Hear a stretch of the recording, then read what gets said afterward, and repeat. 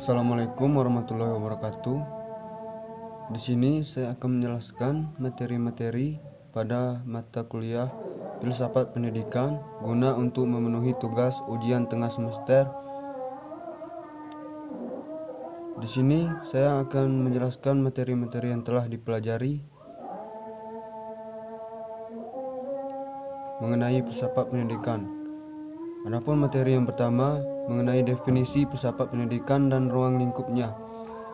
Filsafat pendidikan merupakan filosofi yang diterapkan dalam dunia pendidikan yang menjadi pokok pemikiran dalam masalah-masalah di dunia pendidikan.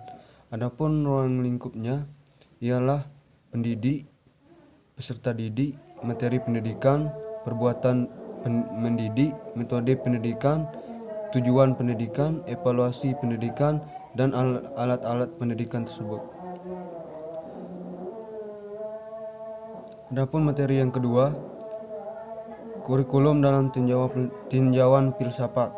Kurikulum merupakan suatu tujuan pendidikan yang direncanakan atau diprogramkan yang harus dicapai.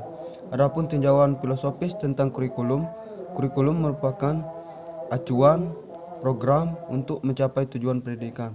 Dalam perjalanan dari zaman ke zaman, kurikulum harus mengalami perubahan dalam segi teknik, metode, dan pelaksanaannya. Filsafat merupakan landasan utama dalam pengembangan kurikulum, terutama dalam pengambilan keputusan dalam setiap aspek kurikulum yang harus memiliki dasar filosofisnya.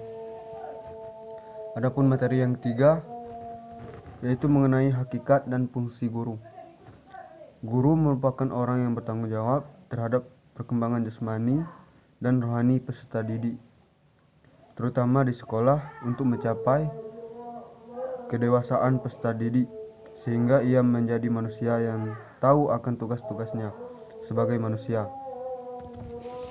Adapun peran serta fungsi guru secara garis besar ialah mengatur kegiatan belajar siswa, memanfaatkan lingkungan baik yang ada di kelas maupun di luar kelas, dan terakhir memberikan stimulus ataupun respon, bimbingan, pengarahan, dan dorongan kepada siswa.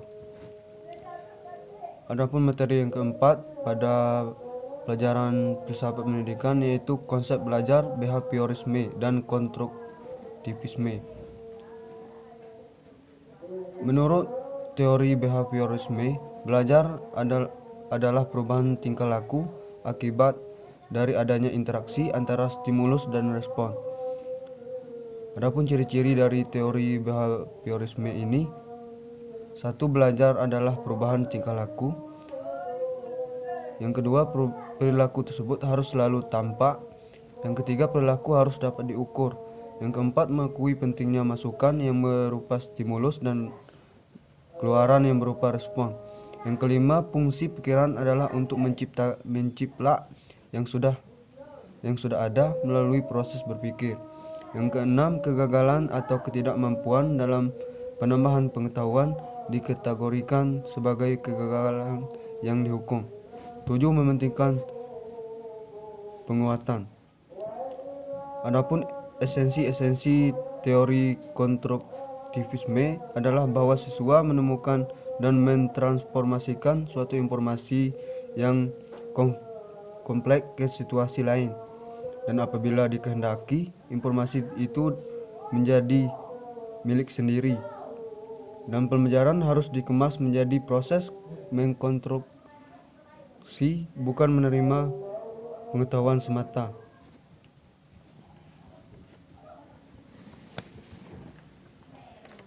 Adapun ciri-ciri dari teori konstruktivisme: yang ke-1, siswa membangun pemahamannya sendiri dari mereka belajar, bukan karena disampaikan kepada mereka. Pelajaran harus sangat tergantung dengan pelajaran sebelumnya. Adapun yang ketiga, belajar dapat ditingkatkan dengan instruksi sosial. Yang keempat, penugasan dalam belajar dapat meningkatkan kebermaknaan proses pembelajaran. Yang kelima, siswa membangun interpretasi personal terhadap dunia luar berdasarkan pengalaman individual dan interaksi. Adapun materi yang terakhir yaitu mengenai perennialisme. Kata perennialisme berarti abadi atau kekal, yang selalu ada tanpa akhir.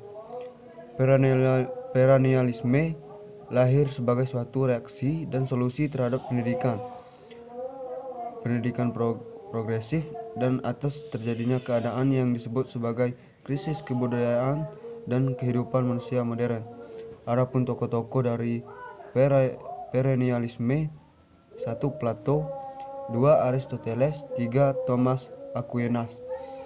Adapun pandangan perennialisme dalam pendidikan dibangun atas dasar suatu keyakinan ontologisnya bahwa batang tubuh pengetahuan yang berlangsung dalam ruang dan waktu ini mestilah terbentuk melalui dasar-dasar pendidikan yang diterima manusia dalam kesejahteraannya.